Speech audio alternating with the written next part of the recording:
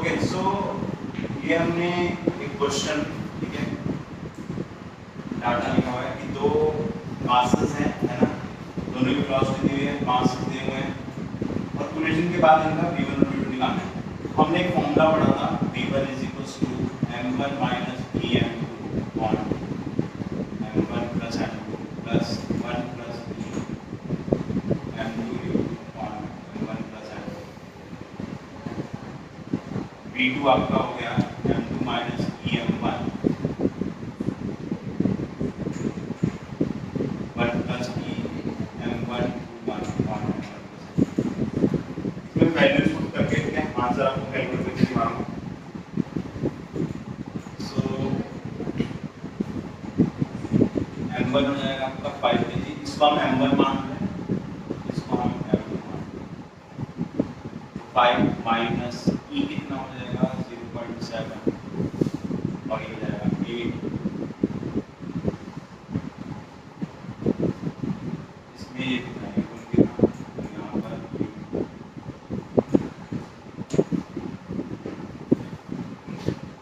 u1 है हमारा 5, sum of mass will be 30, 1 plus e यानी कि 1.7 m2u m2u1। ये v1 का एक्सप्रेशन आ गया। इसको थोड़ा सा और सिंपलीफाई कर लेते हैं, इधर 5.6 है ना, तो 5.5 माइनस 0.6 5 और ये हो जाएगा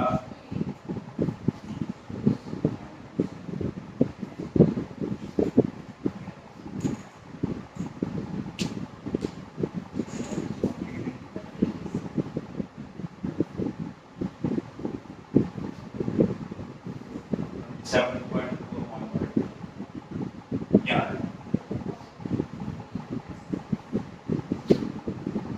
ये जाएगा माइनस 3.30 और ये 24.2130 ये आंसर आ रहा है। कितने बच्चों आ रहा है?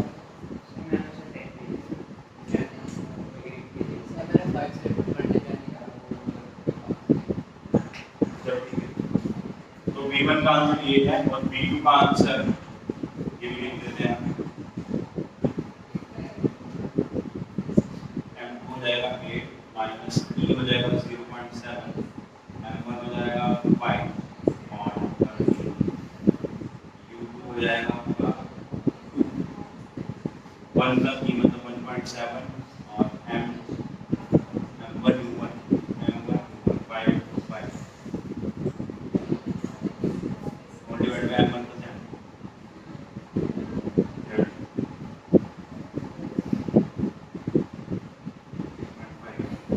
8 माइनस 3.5 तो ये 4.5 और 30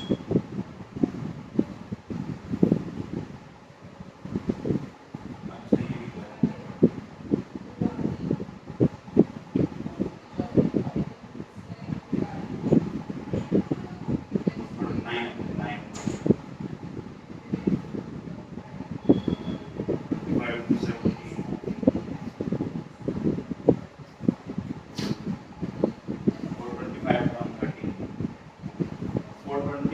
plus 9 कितना होगा 434।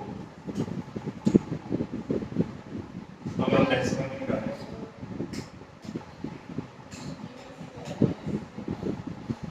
33.38 क्या है से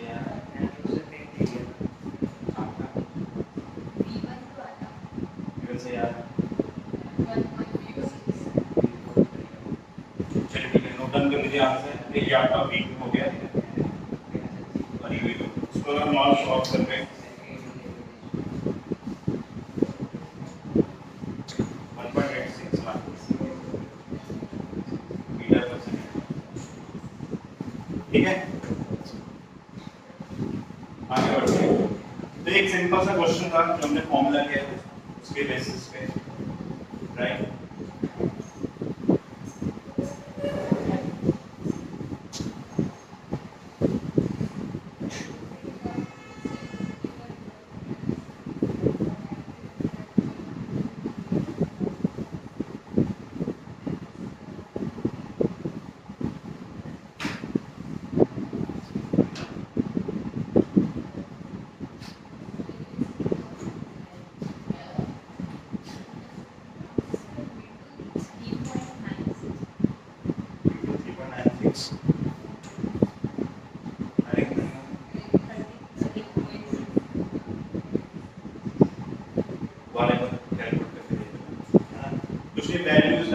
कैलकुलेशन आप करेंगे, ठीक है। मैंने आपको करके एक बार इसलिए दिखा दिया कि चलो आपको यही समझ में आ जाए कैसे कैलकुलेशन करते हैं, ठीक है। आगे देखते हैं। अब देखिए ये जो हमारे पास फॉर्मूलाज हैं, v1 = m1 - em2 u1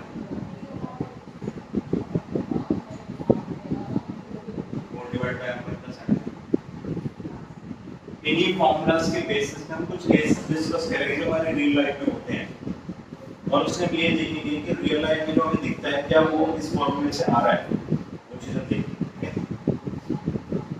तो v2 है हमारा m2 - em1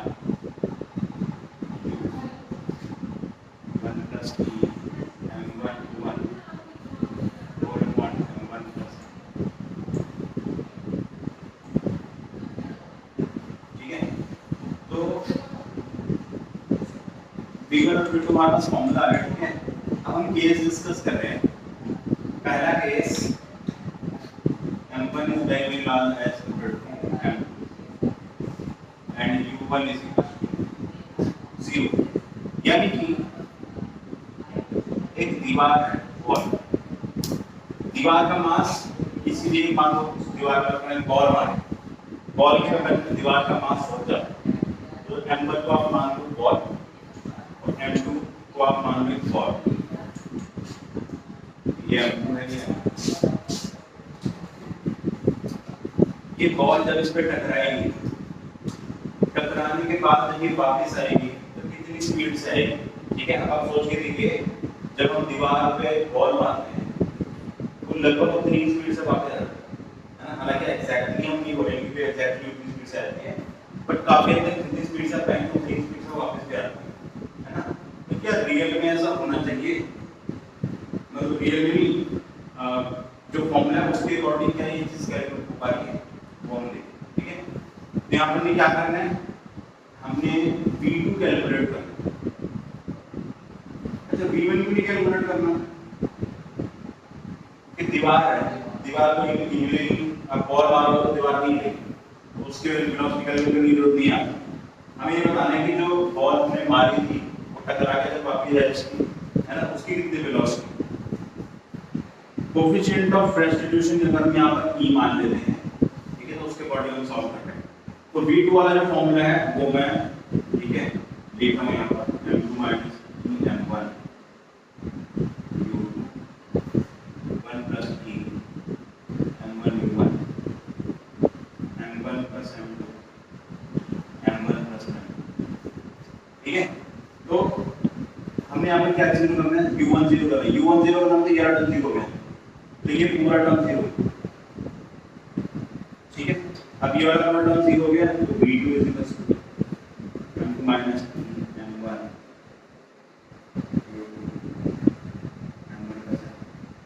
अब m1 जो है ना वो बहुत बड़ा है एज कंपेयर टू m2, जो बड़ा वाला है, ठीक है, उसको डिवाइड कर दो, जो बड़ा वाला मान लो उससे डिवाइड कर दो, यानी m1 से मैं इस पूरी इक्वेशन को डिवाइड कर दूं, न्यूमरेटर को भी और डिनोमिनेटर को वैसे भी।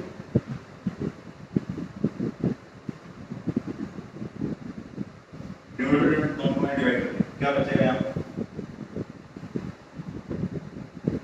ये हो जाएगा m2 / m1 माइनस ये m1 कैंसिल आउट हो जाएगा, है ना, इधर e बचेगा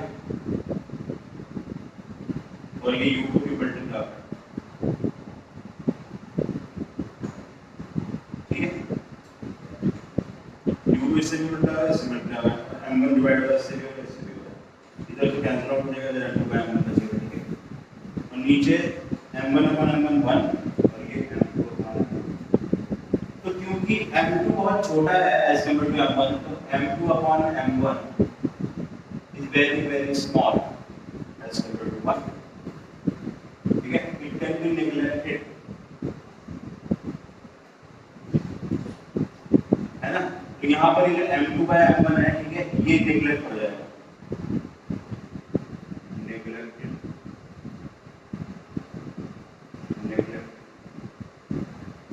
कर सकते हैं ना। बॉल का मास 50 ग्राम होगा, अभी तो दीवार है इसका कुंटल के हिसाब से होगा, टन के हिसाब से होगा, तो हम m2 / m1 को इग्नोर कर सकते हैं,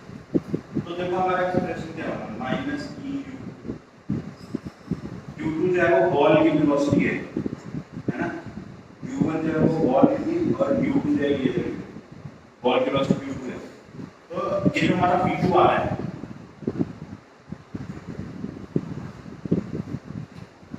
ये हम क्या बोल रहे हैं, अगर परफेक्ट इलास्टिक कोलिजन हुआ E1 हो जाएगा, तो जितनी स्पीड से आपने फेंकी थी उतनी ही स्पीड से वो वापस आ जाएगा। अब आप इमेजिन करके देखिए, लगभग यही होता है। अगर अच्छी खासी है मतलब ग्रेजिंग और ग्रेस बॉल सबको पता है जो छूटती जाता है ना, तो अगर आप उसको मारते हो ना तो उनको काफी हद तक उतनी स्पीड से आपका वापस भी आता है, क्योंकि उसके लिए कोएफिशिएंट ऑफ रेस्टिट्यूशन 1 के नजदीक होता है। एग्जैक्टली 1 तो किसी का नहीं होता, इस दुनिया में परफेक्ट इलास्टिक कोई कोई है ही, बट क्रेजी बॉल का क्या है, स्प्लिट इज क्लोज टू 1। तो देखो मैथमेटिक्स में यही बता रहा है कि जितनी स्पीड से आपने फेंका उतनी स्पीड से वापस आ जाएगा, क्योंकि उस क्रेजी बॉल के केस में ई लगभग 1 क्लोज टू। तो एक सिनेरियो हमारा जो रियल लाइफ में होता है और इस फॉर्मूले से प्रूव। सेकंड सिनेरियो देखो, केस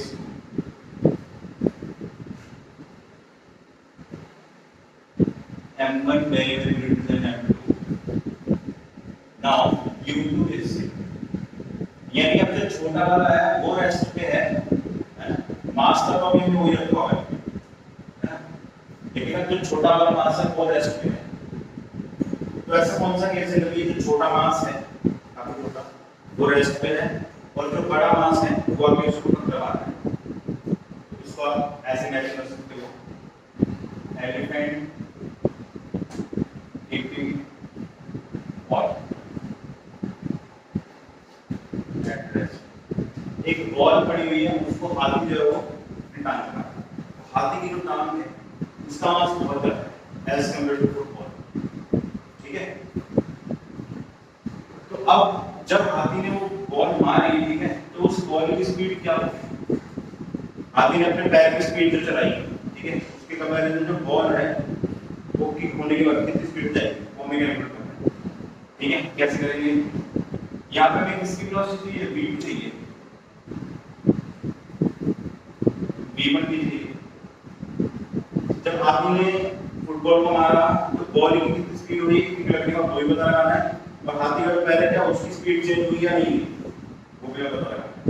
वैसे प्रैक्टिकली क्या होता है, अगर बॉल बहुत हल्की है एज कंपेयर टू जो हाथी का पैर है, उसके कंपैरिजन में बॉल बहुत हल्की है, तो हाथी की जो पैर की वेलोसिटी है उसको कोई फर्क नहीं पड़ना, यही होना चाहिए।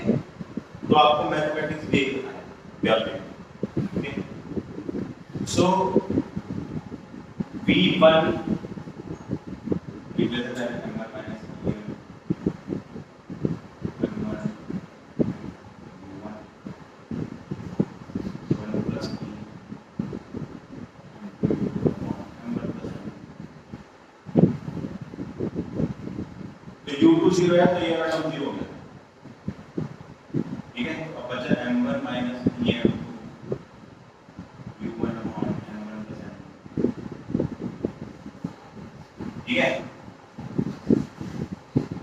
अब बड़े वाले से डिवाइड करना है, बड़ा वाला कौन सा है, m1 है, m1 से डिवाइड कर दो। जब आप डिवाइड करोगे तो इधर बचेगा, तो मैं डिवाइड करके निकाल दूंगा,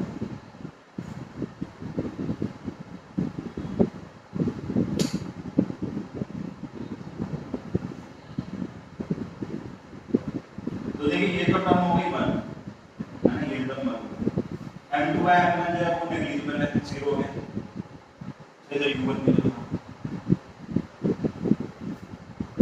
ये क्या होगा, ये बन जाएगा, तो ये क्या है, v1 is equal to v1, यानी कि जो हाथी का पैर है उसकी स्पीड में कोई चेंज नहीं आएगा, ये वही बता रहा है। अब v2 की बात कर लेते हैं, v2 का क्या होगा, v2, ठीक है, v2 का क्या होगा, v2 हो जाएगा आपका m2 minus em1 u2 m1 plus m1 plus e m2 m1, ठीक है, ठीक है। अब u2 0 है, u2 0 है मतलब ये टर्म 0 हो गया। 1 प्लस e बड़ा वाला से डिवाइड करना है, बड़ा वाला m1 है तो m1 से डिवाइड कर दो इसको, m1 से डिवाइड कर दिया तो इधर m1 यहाँ पर m1 इधर m1 क्या बचेगा, इधर बचेगा u1 m1 कैंसिल आउट हो गया, इधर बचेगा 1 प्लस m2 बाय m1 ये 0 हो गया। 1 plus e into 1 if e is equals to 1 यानी कि अगर परफेक्ट लास्ट इक्वेशन 1 तो v2 is equals to 2u1 आएगा। इसका मतलब पता है क्या हुआ, हाथी ने जिस स्पीड से उसको किक किया उसकी डबल स्पीड से फुटबॉल किया। पर आप भी नोटिस करके देखना, अगर आपने सर्कस वगैरह देखा हो, सर्कस में दिखाते हैं तो हाथी अपने पैर से फुटबॉल मारता है। अगर आपने रियल में नहीं देखा तो आप वीडियो देख सकते हैं। जब हाथी जब पैर से मारता है वो बहुत आगे जाता है, मारता हुआ आराम से ही है लेकिन फुटबॉल बहुत तेज जाता है। क्यों? This is the explanation, mathematics is telling you कि ऐसा होगा और रियल में होता भी। अच्छा तो वीडियो देख सकते हैं जिसमें एलिफेंट एक बॉल को किक मार, ठीक है। अब मैं चाहूंगा कि बाकी एक दो केसेस और हैं वो आप मुझे करके दिखाएं, ठीक है। तो पहले मैं इसको नोट डाउन कर लूं फिर हम आगे बढ़ते हैं। सो ये जो वेलोसिटी वाले फॉर्मूलाज हैं, ये तीन केसेस है, स्पेशली इस दो हम डिस्कस कर चुके हैं। This is the third one जिसमें दोनों का मास इक्वल है, जो दो ऑब्जेक्ट टकरा रहे हैं दोनों का मास इक्वल है, उसमें से एक रेस्ट पे और दूसरी आगे उसको टक्कर मारती है ना। सो वेलोसिटी आप u1 मान है ना, u1 इज given velocity। तो आप बताना टक्कर लगने के बाद दोनों की वेलोसिटी क्या, तो सॉल्व करते हैं। तो देखिए v1 is equals to m1 minus em2 1 m1 plus m2 1 plus m3 m1, ठीक है। v2 है m2 minus em1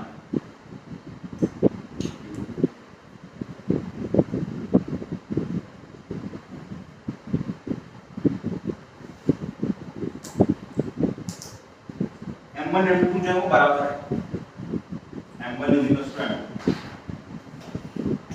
क्या होगा यहाँ पर v1 का देखो m1 m2 अगर इक्वल है, ठीक है, तो यहाँ पर ये m1 m2 दोनों कॉमन होके बाहर आ जाएंगे, 1 minus e u1 है ना, और ये m2, ठीक है, ये हो जाएगा 2m2 m2 कैंसिल तो नीचे 2 आ जाएगा 1 plus e और हमने u2 0 है, इससे ये टर्म 0 ही होगा, ये टर्म तो 0 है, यही बात बचा हमारा। m1 m2 इक्वल है, ठीक है, यहाँ से मान लो m2 आपने कॉमन लिया, नीचे 2 है तो नीचे 2 बचेगा है ना, एक तो ये आ गया। अब v2 जो है इसका क्या होगा, v2 जो है इसमें क्या होगा, m2 मान लो m1 m2 इक्वल है, m2 हमने कॉमन लेके बाहर निकाल दिया, ठीक है। अच्छा नहीं, ये टर्म 0 है क्योंकि u2 हमने 0 माना है, हम इसकी बात करेंगे। इसमें भी नीचे जो है वो 2m1 लिख दो है ना, m1 m2 कैंसिल हो जाएगा, तो ये 1 plus e u1 upon a है ना।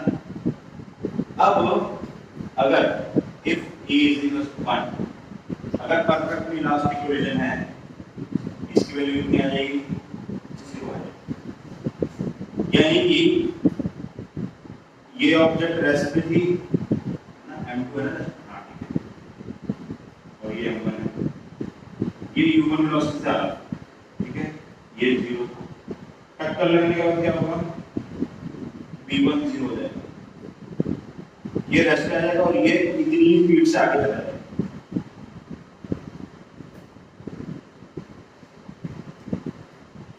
मींस v2 जो है वो u1 के बराबर है, ठीक।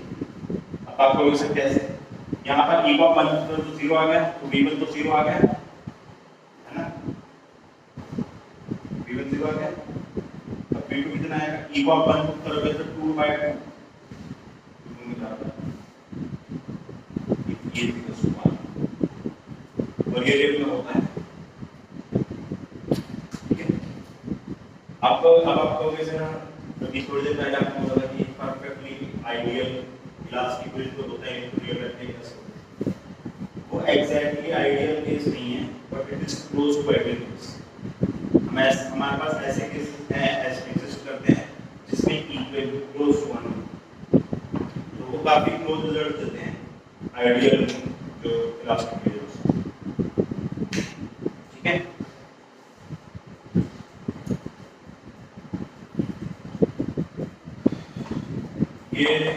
ये सबको समझ में आ गया, नोट डाउन हो गया नहीं, रब कर दो इसको, आगे बढ़ते हैं। 2D कोलिजन,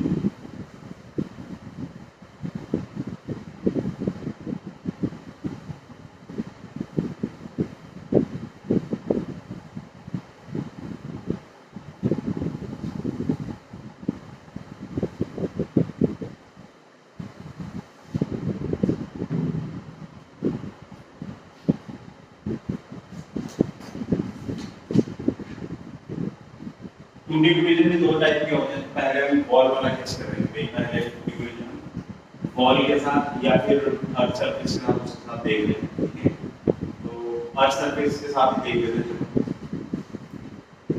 इसको सरफेस, ठीक है। तो सपोज एक बॉल है, मास एंगल है, ठीक है, इसका इनिशियल वेलोसिटी u1 है और ये एंगल जो है वो थीटा एंगल बना, वर्टिकल है, थीटा एंगल बना वेलोसिटी, ठीक है। तो ये टकरा के इधर चली जाती है। फाइनल वेलोसिटी कितनी है हमें नहीं पता, कैलकुलेट करनी है, और ये 5 कैलकुलेट करना है, ठीक है। ये दोनों चीजें हमें कैलकुलेट करनी है।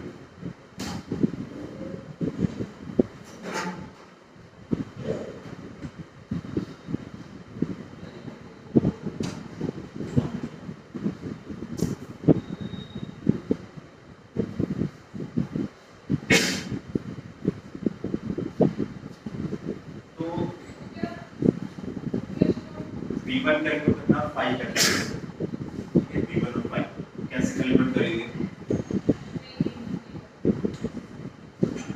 ये बंदे वेलोसिटी है, ठीक है। पहले तो हम इसको आगे एक्सटेंड करके ये हमने थीटा कर दिया, राइट, और इसके हम कंपोनेंट्स करेंगे। ये जो u1 है इसका वैसे लिख सकते हैं, है ना। u1 का ये वाला कंपोनेंट हो जाएगा u1 cos थीटा, और ये वाला हो जाएगा u1 sin, राइट, है ना। नाउ हम एक इंपॉर्टेंट चीज याद रखेंगे, formulas of v1 and v2 written earlier are allowed in 1D collision, or we can apply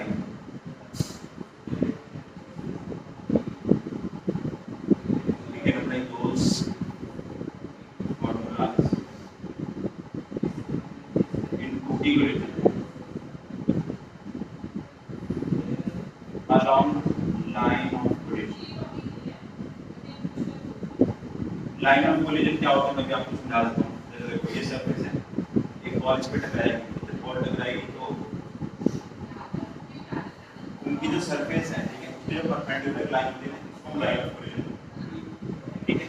या फिर दो बॉल्स हैं, ठीक है, वो भी अगर टकराएंगे, ठीक है, इनके सेंटर्स को जोड़ने वाली जो लाइन है उसको हम लाइन ऑफ कोलिजन,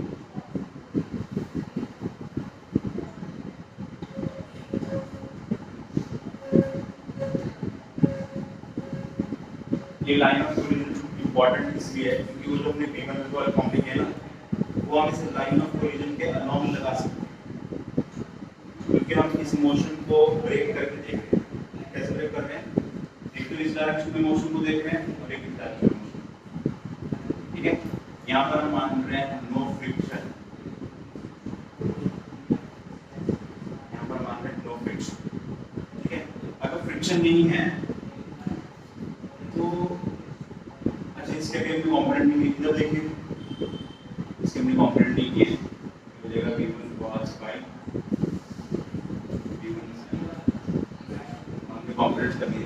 तो देखिए जब फ्रिक्शन प्रेजेंट नहीं होगी तो इस डायरेक्शन में, यानी जो लाइन ऑफ कोलिजन वाला डायरेक्शन है उसके परपेंडिकुलर इस डायरेक्शन में जो वेलोसिटीज हैं वो सेम आपको किस तरह से, क्योंकि इस डायरेक्शन में कोई फोर्स नहीं है जो वेलोसिटी चेंज करे। जब भी बॉल यहाँ से आगे टकरा गया है तो जो सरफेस है वो इसको नॉर्मल डायरेक्शन देगी ऊपर की तरफ, तो इस डायरेक्शन में फोर्स लगती है नॉर्मल डायरेक्शन, लेकिन इस डायरेक्शन में कोई फोर्स नहीं लगती। अगर इस डायरेक्शन में कोई फोर्स नहीं लग रही है, ठीक है, तो ये जो वेलोसिटी है वो सेम रहेगी, ठीक है। तो हम क्या बोलेंगे,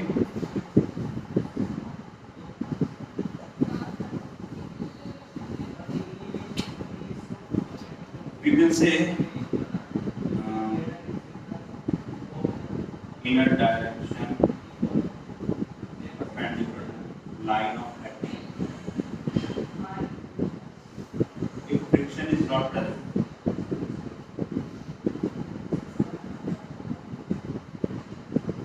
then velocity component remains same।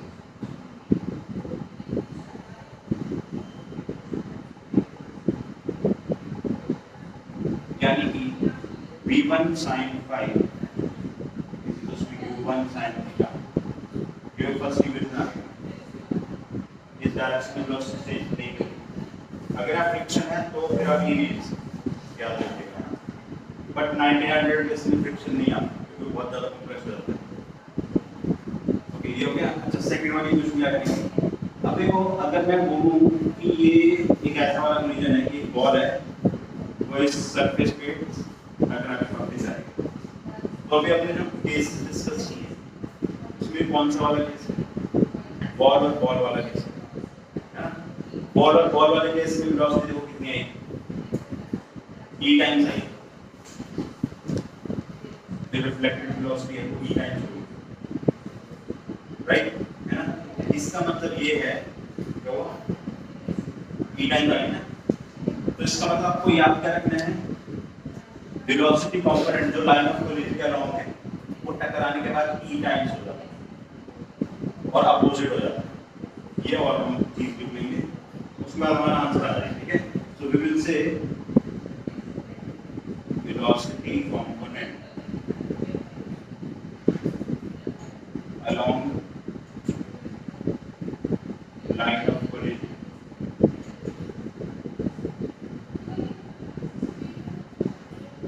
becomes e times the initial velocity।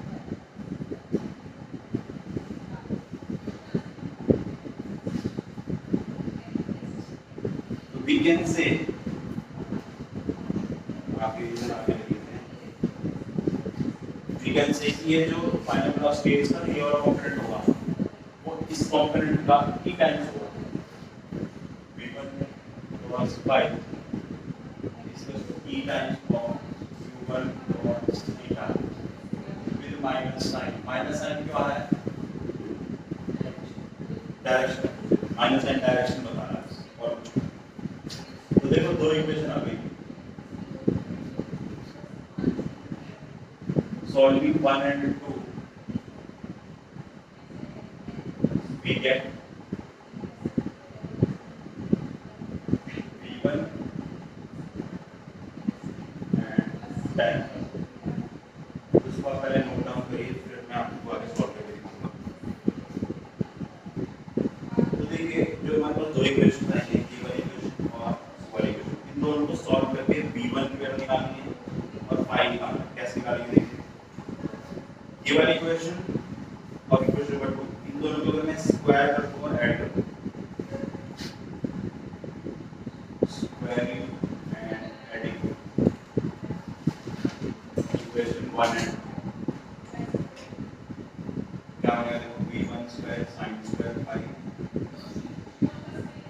फिर v1 square cos square phi, right hand side square करेंगे u1 square sin square theta plus e square u1 square cos square theta यहाँ से b1 square common लेंगे sin square 5 plus cos square 5